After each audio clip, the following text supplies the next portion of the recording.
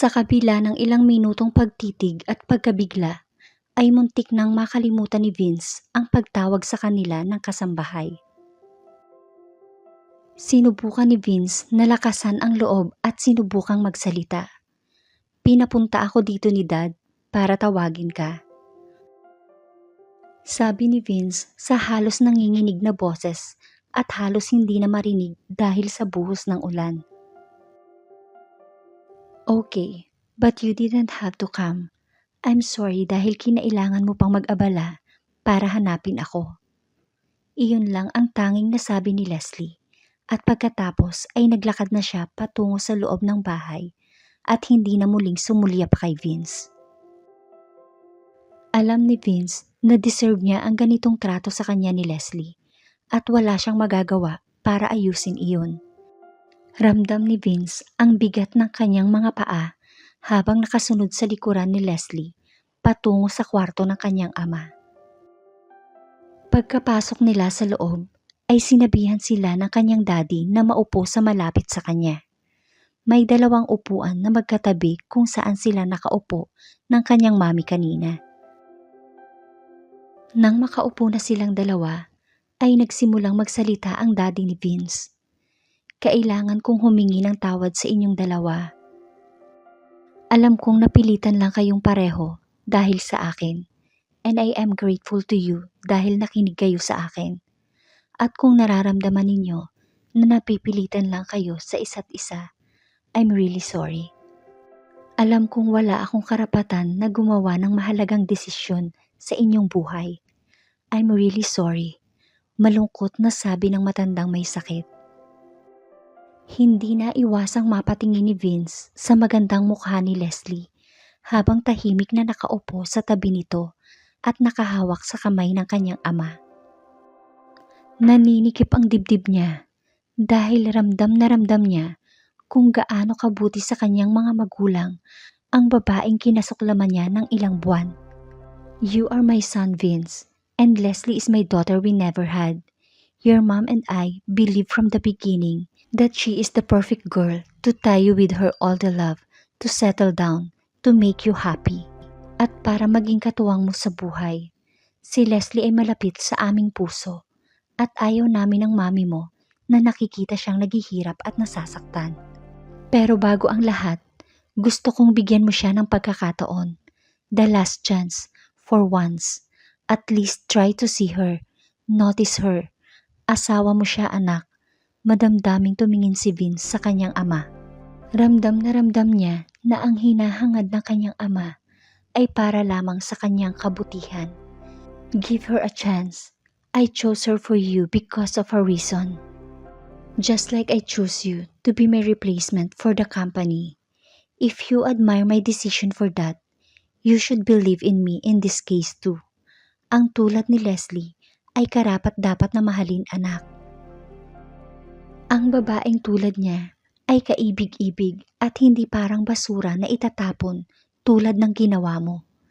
Bigyan mo siya ng oras at atensyon na nararapat sa kanya. Bakit hindi mo subukang magbakasyon kasama si Leslie? At kung hindi pa rin talaga mag-work ang lahat ng effort, ay malaya na kayong magdesisyon kung ano ang makakapagpasaya para sa inyo.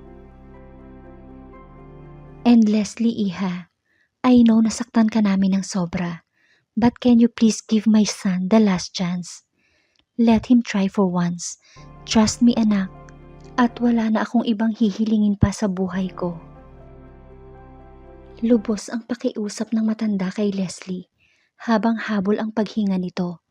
Hinawakan ni Leslie ng mahigpit ang kamay ng matanda habang humihikbi. Nang mga oras na iyon, ay gustong-gustong yakapin ni Vince si Leslie para burahin ang lahat ng sakit na nasa loob nito. Ang sakit na naidulot niya dito, ngunit wala siyang lakas ng loob para gawin ito. Hinawakan niya ang kamay ni Leslie na nasa ibabaw ng kamay ng daddy niya. Ito lamang ang naisip niyang paraan para pagaanin ang loob ng bawat isa. "I promise you to work for our marriage, Dad.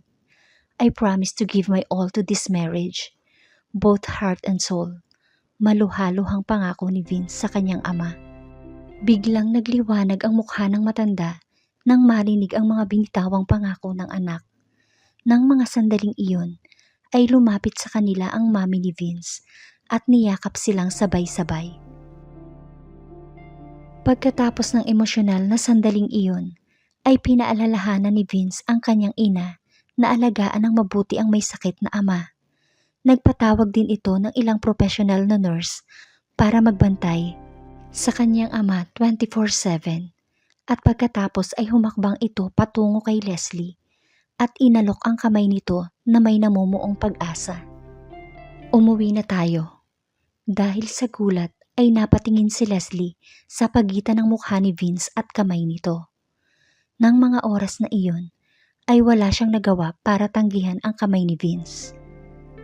Halos manginig ang kamay ni Leslie nang ipaubaya niya ang kanyang kamay kay Vince. Ngunit ang pinaka nakakagulat na katotohanan ay hindi lang siya ang nanginginig doon. Dahil habang hawak ni Vince ang kanyang kamay ay ramdam na ramdam niya ang panginginig at panlalamig ng kamay ni Vince habang hawak ang kamay niya. At tulad ng binitawan niyang salita sa daddy ni Vince, ay bibigyan niya ng huling pagkakataon si Vince. Biglang naisip ni Leslie kung gaano kagaling si Vince magpanggap sa harap ng mga magulang nito. At tanging siya lang ang nakakaalam kung gaano siya kinasusuklaman at hinamak ni Vince.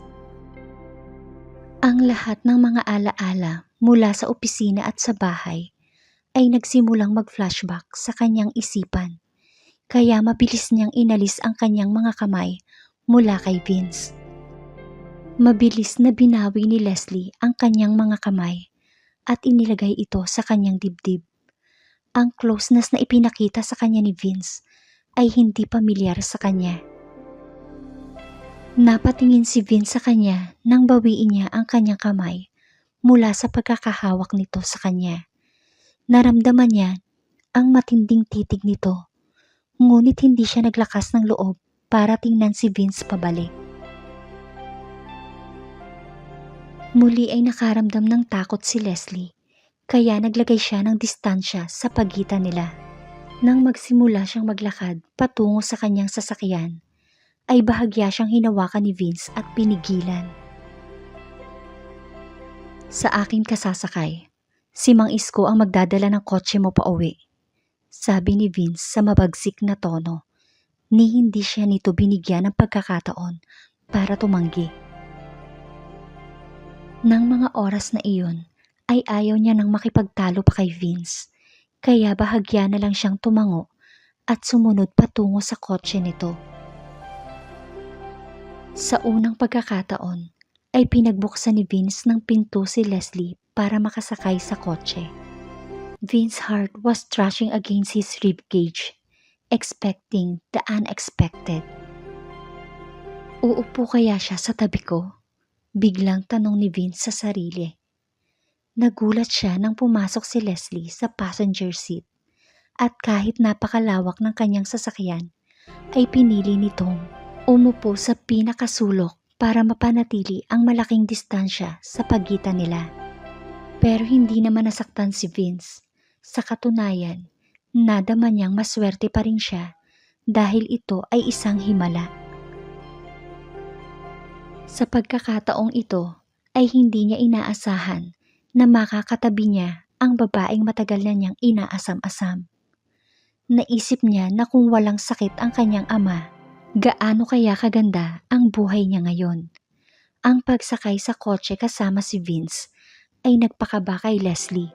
Damang-dama niya ang mga titig ni Vince na tila tumatagos sa kanyang buong katawan. Ito ang unang beses na magkasama sila sa iisang sasakyan simula noong gabi ng kanilang kasal. Hindi naging komportable ang biyahe para kay Leslie dahil ramdam na ramdam niya ang titig ni Vince sa kanya habang nagmamaneho ito. Ngunit hindi ito nagkaroon ng lakas ng loob para tingnan ang mga mata niya ng harapan. Hindi makapaniwala si Leslie na ang taong kasama niya sa iisang bubong at hindi tumitingin sa kanya ng mahigit 6 na buwan ay bibigyan siya ng ganito kadalas o katagal na tingin. Nang mga oras na iyon, ay naisip ni Leslie kung gaano kahirap ang pinagdadaanan ni Vince ngayon. Mahirap sa isang anak na malaman na ang kanyang magulang ay mayroong malubhang karamdaman, lalo na sa kaso ni Vince. Ramdam na ramdam ni Leslie kung gaano ito nasaktan nang malaman nito ang totoong kalagayan ng kanyang mahal na ama. Gayon din ang aktwal na dahilan kung bakit siya pumayag na magpakasal dito. Buong akala ni Vince ay pera lamang ang habol niya at lingid sa kaalaman nito na siya rin ang nag-iisang tagapagmana ng negosyo ng kanyang ama at hindi niya kailangan ng pera nito. Well, hindi ngayon ang oras dahil alam niya kung gaano kahirap ang sitwasyon nito ngayon. Makalipas ang ilang minuto nang makarating sila ng bahay, hindi na naghintay si Leslie ng ilang segundo para buksan ang pinto. Nagmamadali niyang tinungo ang kanyang silid. Alam ni Leslie na hindi gusto ni Vince ang kanyang presensya. Alam niyang galit ito sa kanya at ayaw na niyang masaktan pa ang kanyang kalooban. Nang makarating si Leslie sa pintuan, ay lumingon siya sa likod at napansin niyang nasa kotse pa rin si Vince.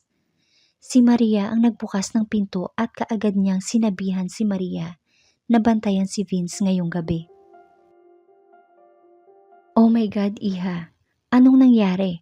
Bakit ganyan kagulo ang hitsura mo?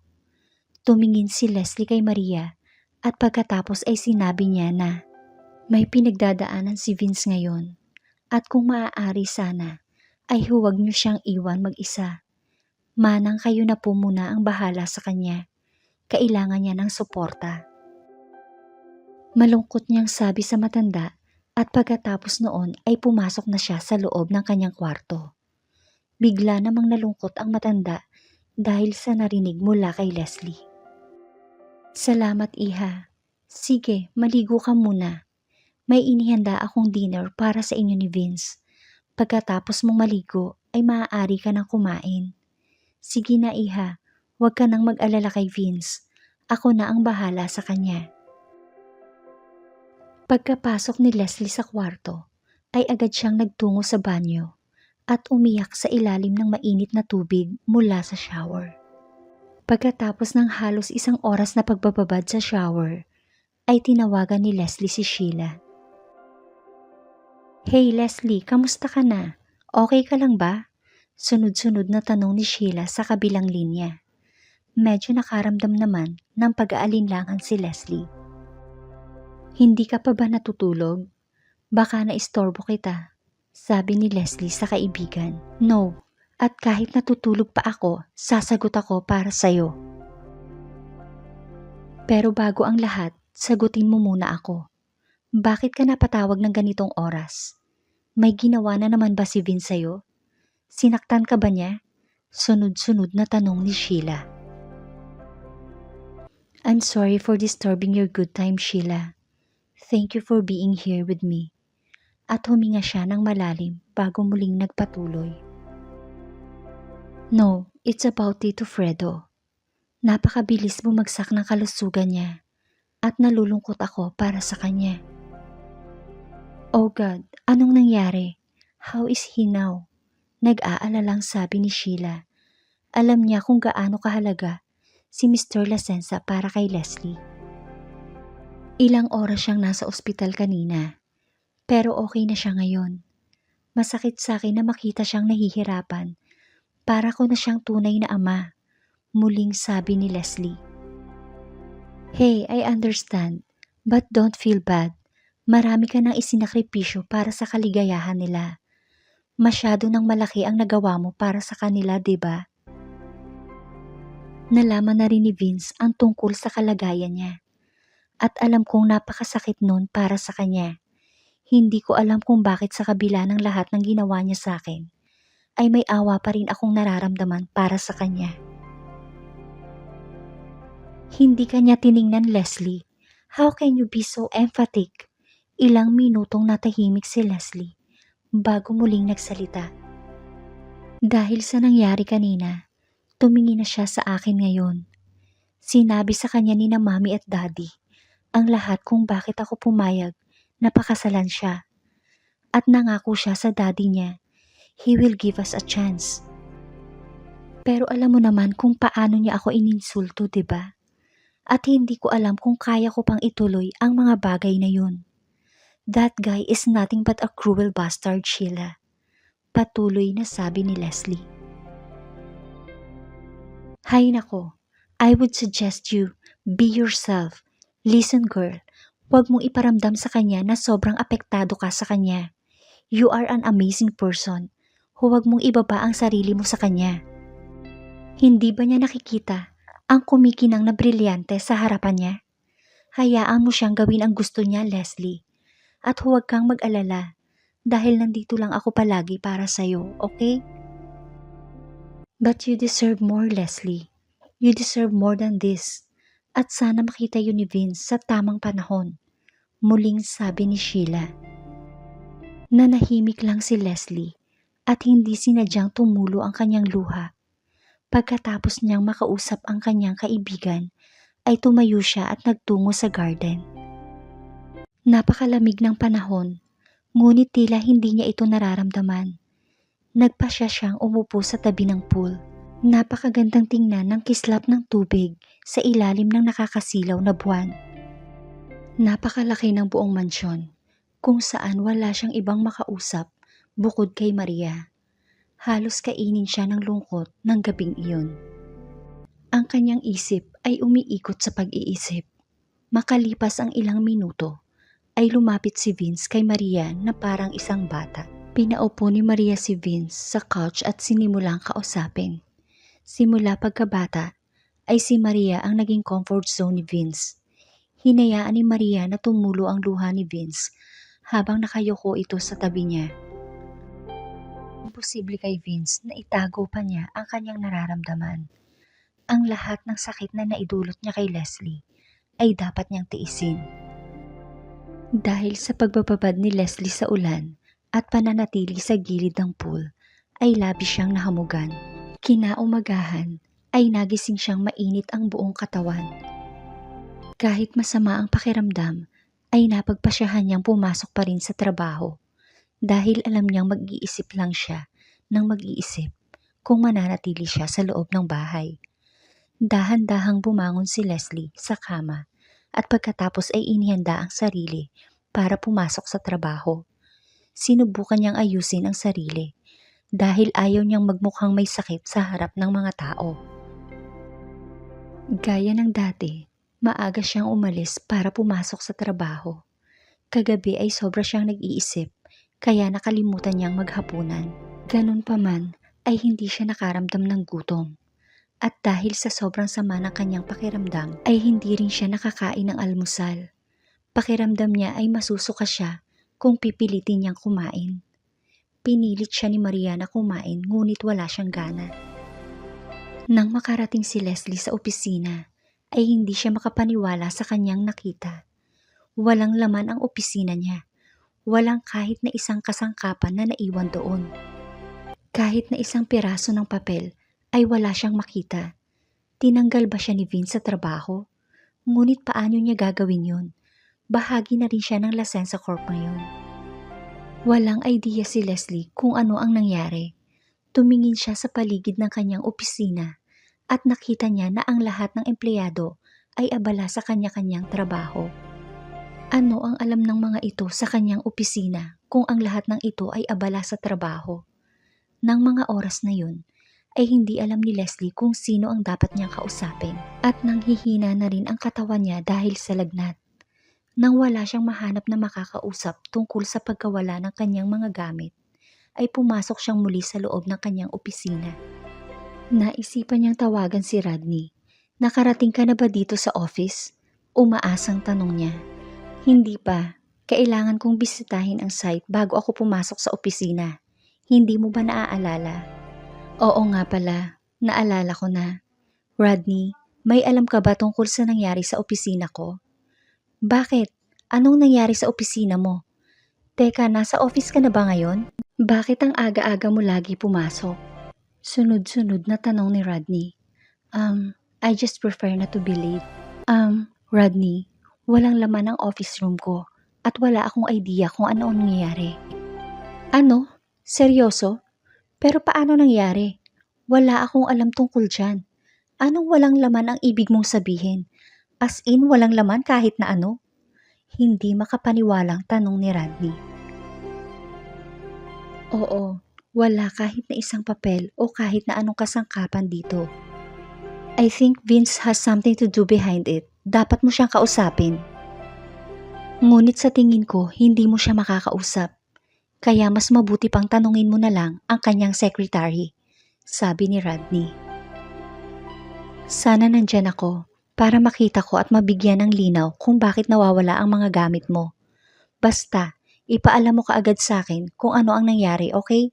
Malapit na ako. Lumakad si Leslie patungo kay Flor. Pagdating niya doon ay agad niya itong tinanong. Miss Arlante, kailangan kong malaman kung ano ang nangyari sa kwarto ko. May alam ka ba? Formal na tanong ni Leslie. Humarap sa kanya si Flor na tila may pangungutya ang mga tingin nito. Well, baka may nagawa kang ikinagalit ni boss, kaya gusto niyang bantayan ka buong oras habang nagtatrabaho ka. Matalas nitong sabi kay Leslie. Ako? Hindi ko naiintindihan ang sinasabi mo at ayaw kong patulan ang mga sinabi mo. Mabuti pa, sabihin mo na lang kung saan ang opisina ko, nagmamadaling sabi ni Leslie. Kahit masama ang kanyang pakiramdam, ay sinubukan niyang makipag-usap ng normal kay Flor. Sumunod ka na lang sa akin, masungit nitong sabi sa kanya. Naging paranoid si Leslie nang makita niya si Flor na naglalakad patungo sa opisina ni Vince. Ngunit hindi pumasok si Flor sa opisina ni Vince at sa halip ay pumunta ito sa tabi ng opisina ni Vince. Ang pinto ng opisina ay gawa sa salamin at dahil madilim ang loob ng silid, kaya hindi masyadong makita ni Leslie kung ano ang nasa loob nito. Binuksan ni Flor ang pinto at hinawi ang mga kurtina sa bintana. Halos malaglag ang panga ni Leslie sa pagkagulat. Ang opisina ay halos kasing yaman ni Vince kung iyong pagmamasdan. Bukod sa napakalaki, ay napakaganda ng disenyo nito. Nagulat si Leslie nang mapansin niya na naroon ang lahat ng kakailanganin niyang materyales sa trabaho. Lahat ng kagamitan ay nasa tamang ayos. Sa makatuwid ay ito ang opisina niya ngayon. Sa tabi ni Vince, bakit? Naguguluhan si Leslie at hindi niya maintindihan kung ano ang nangyayari. Pagkatapos maipakita ni Flor ang bagong opisina kay Leslie, ay tumingin ito kay Leslie na may halong pagdududa. Hindi ko talaga alam kung bakit niya ibinigay sa'yo ang opisinang ito at inutusan niya akong ipakita ito sa'yo. May pagdududang tanong ni Flor at pagkatapos ay lumabas na ito ng silid. Napabuntong hininga si Leslie habang inililibot ang paningin sa loob ng bagong opisina. Tiningnan ni Leslie ang lahat ng kanyang kagamitan kung nailipat ba ito ng kompleto. Habang tinitingnan niya ang mga gamit doon, ay naalala niya ang sinabi sa kanya ni Rodney na balitaan niya ito sakaling malaman niya kung ano ang nangyari sa kanyang silid. Tatawagan na sana ni Leslie si Rodney nang bigla niya itong nakita sa labas ng pinto ng salamin. Nagmamadaling pumasok si Rodney sa loob ng opisina ni Leslie at halos malaglag ang panga nito sa pagkagulat nang malaman na ito ang bagong opisina ni Leslie. What the? Hindi ko gets, kakapromote mo lang ba o ano? Halos pasigaw na sabi ni Rodney. What's going on? Wala ka bang idea? Nagtatakang tanong ulit ni Rodney. Dapat nandito si Vince. Gusto ko siyang makausap tungkol sa kung ano ang nangyayari. Sa baluktot niyang pag-iisip, muling sabi ni Rodney. Alam mo, matagal ko nang napapansin na kakaiba ang diskarte niya sa'yo. Leslie, meron ba akong kailangang malaman? Inilagay ni Rodney ang kamay niya sa mukha ni Leslie at muli niya itong tiningnan na may halong pagdududa. Kay Vince mo na lang itanong ang mga bagay na yan, Rodney. Kailangan ko na kasing simulan ang trabaho ko. Bakas ang pag-iwas na sagot ni Leslie. Muli ay hinagod ni Rodney ang kanyang mga mata kay Leslie at bukod sa napakaganda mong mukha, ay napansin ko rin na medyo malamlam ang mga mata mo. Okay ka lang ba? Punan ni Rodney kay Leslie. Okay lang ako. Sinubukan ni Leslie na patatagin ang sarili at ipinakita kay Rodney ang isang ngiti. Ngunit tila hindi niya ito nakumbinsi para maniwala sa kanya. Bahagya siyang hinila ni Rodney at hiniwakan ang kanyang palad. Les, may sakit ka. Bakit ka pa pumasok? Dapat nag-day off ka na lang. Nandito naman ako para tingnan ang project mo. Nag-aalalang sabi ni Rodney. Ayaw kong manatili at maupo sa bahay. Promise, uuwi ako kapag masama ang pakiramdam ko. Kaya wag mo na akong alalahanin, okay? Muli niyang sabi kay Rodney. Okay, kung yan ang gusto mo. Mag-iingat ka ha? Pupuntahan ko lang at kakausapin si Vince. Tumango si Leslie sa sinabing iyon ni Rodney. Pagkalabas ni Rodney, ay naupo siyang muli sa kanyang upuan. Talagang hindi maganda ang kanyang pakiramdam ng araw na iyon. Bumuntong hininga siya at ipinatong ang ulo sa malaking sofa. Nang umagang iyon, ay nagplano si Vince na sabayan siya sa breakfast. Excited siyang gumising, bumibilis ang tibok ng kanyang puso kapag naiisip na malapit lang sa kanya ang babaeng pinangarap niya.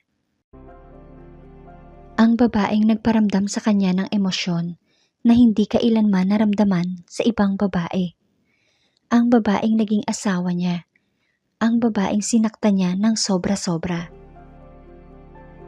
Ngunit bigo si Vince na makasabay si Leslie sa almusal dahil tulad ng dati ay maaga itong pumapasok sa opisina. Nawala sa mood si Vince nang malaman niyang umalis na si Leslie. Ito pa naman ang kauna-unahang araw na gumising siya ng maaga para maabutan si Leslie. Alam ni Vince na sinadya iyon ni Leslie upang hindi mag-cruise ang landas nila. Biglang nag-alala si Vince nang maisip ang mga bagay. Paano niya ito makakasabay sa almusal? Paano niya ito mapapangiti? Paano siya makakabawi sa mga pagkakamaling nagawa niya sa asawa? Galit na galit si Vince sa sarili. Paulit-ulit na tinanong ni Maria kung ano ang problema nilang dalawa. Subalit na natiling tahimik lang si Vince. Makalipas ang ilang sandali, ay mabilis siyang tumayo at agad na nagtungo sa opisina. Habang naglalakad si Vince papasok ng building, ay nasasabik siyang malaman kung ano ang iniisip ni Leslie sa bago nitong opisina. Kung nagustuhan ba ito ni Leslie o hindi, napakasarap sa pakiramdam na halos abot kamay na niya ang babaeng matagal na niyang pinapantasya. Nang makarating si Vince malapit sa kanyang opisina, ay biglang sumugod si Flor sa kanya. Sir, ipinakita ko na kay Miss Cuevas ang kanyang bagong silid, gaya ng iniutos niyo. Ano sa tingin mo? Nagustuhan ba niya ang bago niyang opisina? Simula ngayon, kasama na sa trabaho mo ang bantayan siya araw-araw. At siguraduhin mong wala siyang magiging problema dito sa opisina, okay? Kung maaari, ay sundin mo ang mga utos niya, gaya ng pagsunod mo sa akin. Sunod-sunod na sabi ni Vince kay Flor. Nagmamadaling tinungo ni Vince ang pinto ng opisina ni Leslie. Nasasabik siyang masilayan ang asawa. Natagpuan ni Vince ang sarili sa harap ng pintuan ni Leslie. At muling kumabog ang dibdib niya nang sumilip siya sa salamin para masulyapan ang asawa. Habang nakatayo siya sa labas ng pinto ng opisina ni Leslie, ay naisip niyang tutuparin niya ang ipinangako niya sa kanyang ama. Mamahalin niya ng buong puso si Leslie at hindi niya hahayaang mawala ito sa kanya. Hindi nagtagal at pumasok na rin si Vince sa kanyang opisina sa tabi ng opisina ni Leslie. At wala pang isang minuto ay sumunod na pumasok si Rodney. Hey bro, Anong meron? Mukhang, tense? Tanong ni Rodney na tila binabasa ang kilos ng kaibigan. Hindi sumagot si Vince sa puntong iyon. Nakita ko ang bago mong kapitbahay dito sa opisina. Paano nangyari at biglang nagbago ang ihip ng hangin? Sa pagkakaalala ko, ay hindi mo siya feel na makita o makasama. Nahihiwaga ang tanong ni Rodney. Bakit parang nag-aalala ka? Tanong ni Vince na hindi inaasahan ni Rodney. Bro, walang personalan. Pero sa pagkakaalam ko, ay hindi mo kailanman ibinahagi ang iyong privacy. At walang sino man ang sumakop sa silid na ito. Naguguluhan pa ring tanong ni Rodney. Naramdaman ni Vince na ang mga tanong ni Rodney ay halatang may namumuong interes para kay Leslie. At sa kabila noon ay nagsiselo siya. Sino ba siya para sa'yo, bro? Patuloy na tanong ni Rodney. Nanatiling tahimik pa rin si Vince at tila nakaramdam ng pagkainis kay Rodney. Oh my, sa lahat ng sinabi ko wala kang nasagot. Tama ba ang pakiramdam ko? Nagsiselos ba ang pinakasikat na bachelor sa buong mundo? Dahil sa kanyang sexy at magandang empleyado, may panunuksong sabi ni Rodney. Ang kanyang saloobin at damdamin ay kilalang kilala ni Rodney. Kahit hindi magsalita si Vince, ay alam na alam ni Rodney kung ano ang nasa loob ng kaibigan. I am just so happy to know that, at last, a girl could make you feel this way. Akala ko, wala nang babae ang makakapagparamdam ng ganyan sa'yo. Nagulat si Vince sa sinabing iyon ni Rodney. And the fact that she is no other than our Leslie, it make me so happy, man.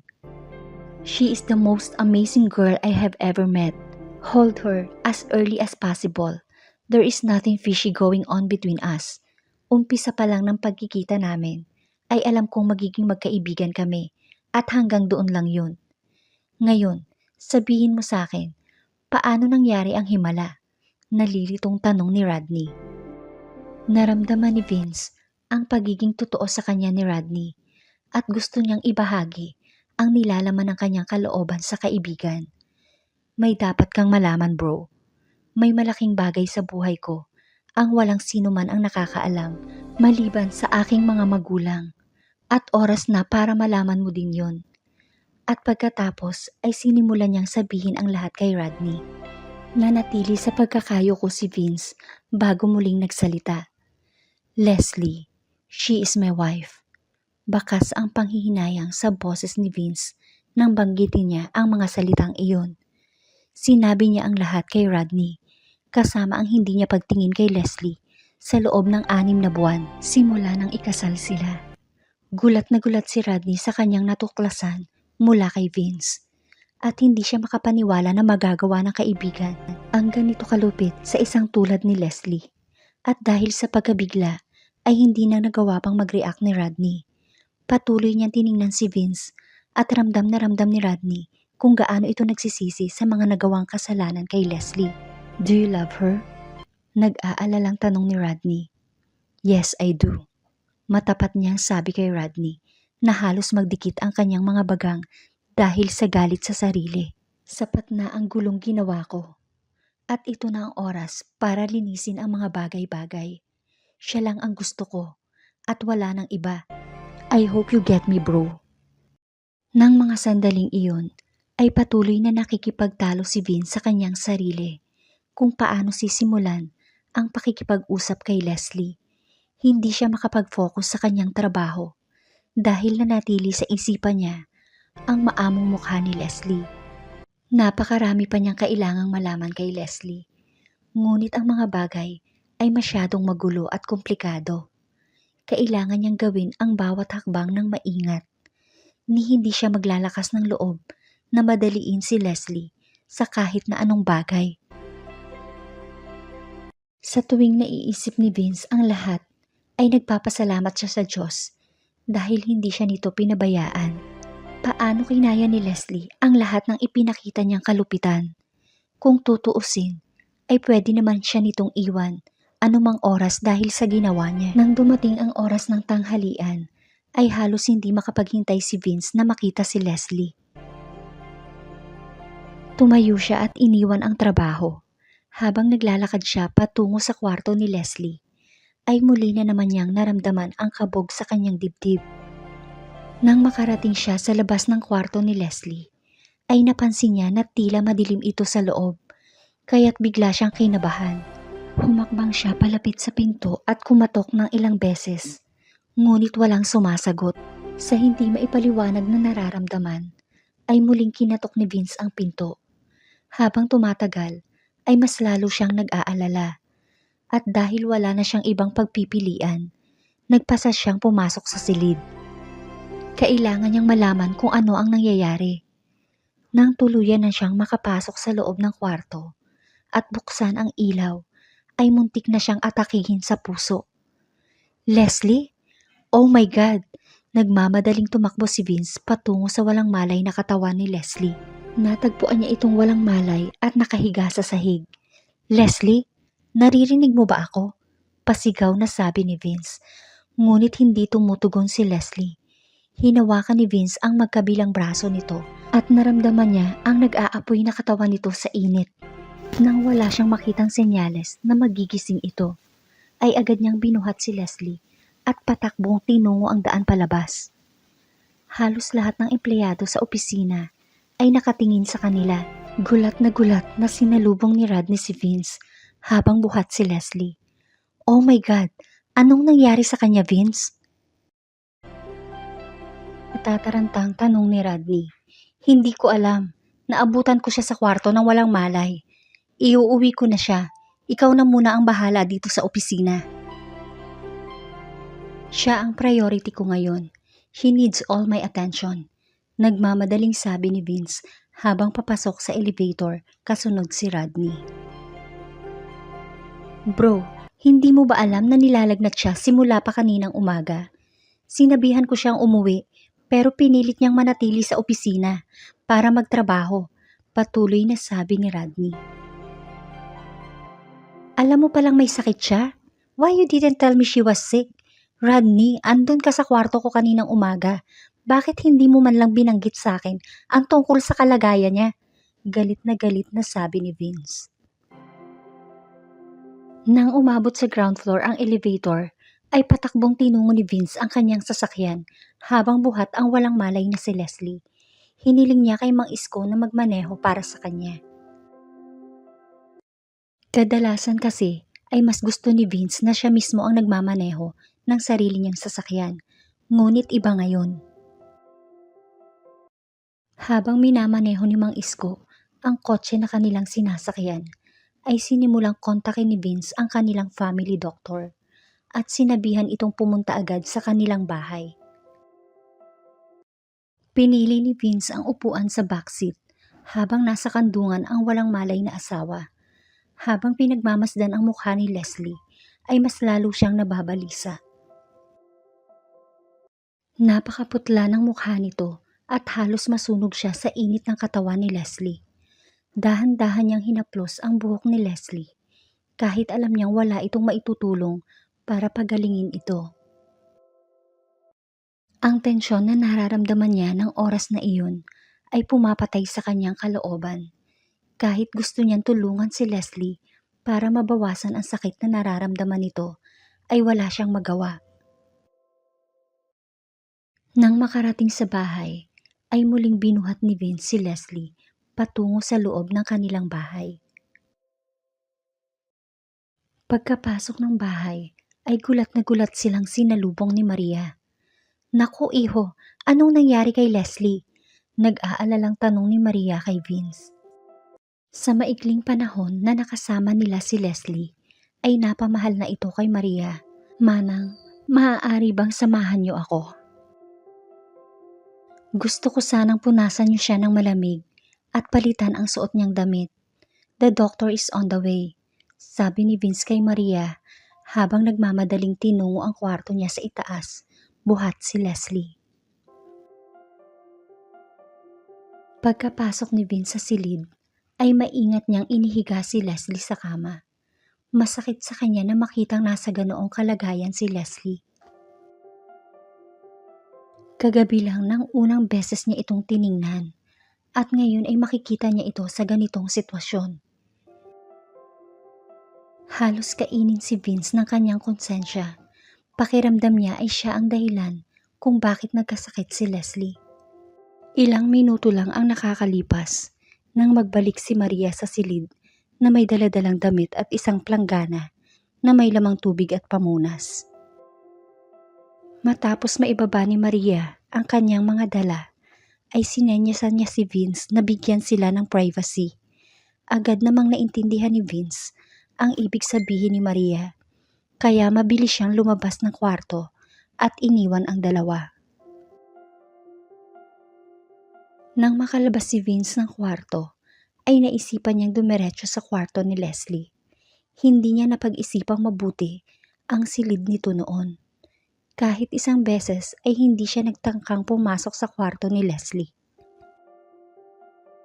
Pagbukas niya ay naamoy niya ang pabango nito sa hangin. Huminga ng malalim si Vince at ipinikit ang mga mata. Sinubukan niyang maramdaman ang presensya ni Leslie sa tabi niya. Inilibot niya ang kanyang paningin sa loob ng kwarto at nakita niya ang libro, damit, makeup at lahat ng gamit ni Leslie. Naglakad si Vince patungo sa kama at bahagyang hinawakan ang bedsheet. Naisip ni Vince na iyon ang eksaktong lugar kung saan natutulog si Leslie gabi-gabi sa nakalipas na 6 na buwan. Saglit niyang iniangat ang kanyang kamay sa bedsheet at naglakad papunta sa working desk ni Leslie.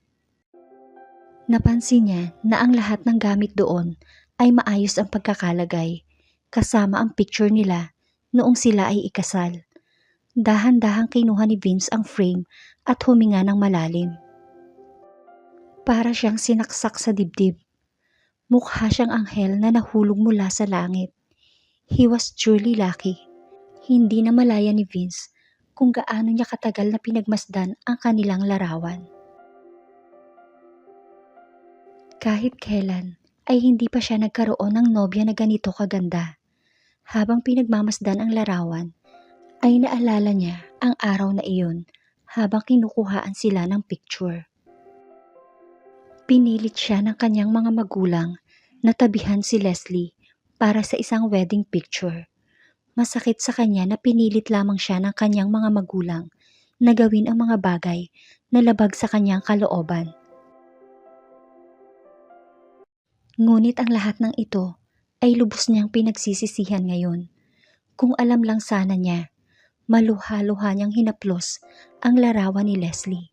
Nasa ganoong sitwasyon siya nang bigla siyang nakarinig ng sunod-sunod na pag-doorbell. Naisip ni Vince na marahil ay ito na ang doktor, kaya nagmadali siyang nagtungo sa gate para makapasok agad ang doktor. Pagkapasok ng doktor, ay agad itong sinamahan ni Vince patungo kay Leslie. Habang chine-check ng doktor si Leslie, ay hiniling ni Vince kay Maria na ipaghanda si Leslie ng makakain.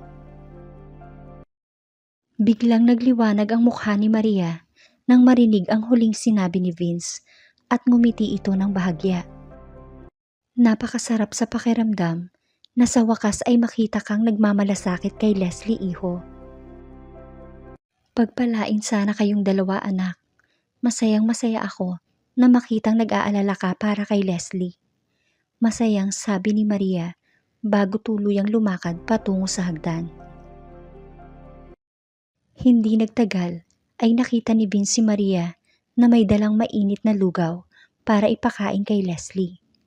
Ilang minutong kinausap ng doktor si Vince at pagkatapos ay tuluyan na itong umalis. Pagkaalis ng doktor ay ibinaling ni Vince ang kanyang paningin kay Maria habang dahan-dahang sinusubuan si Leslie.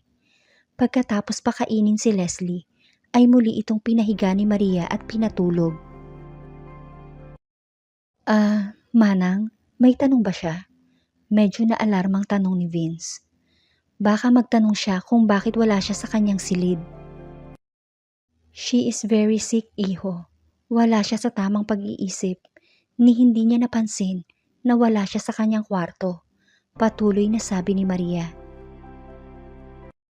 Halos ayaw bitawan ng mga mata ni Vince ang natutulog na asawa.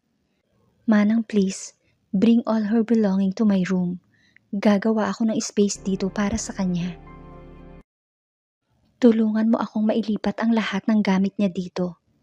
Hindi makapaniwala si Maria sa kanyang narinig. Para siyang estatwa habang nanlalaki ang mga mata na nakatingin kay Vince. Thank you guys for watching. Please like, share, and subscribe.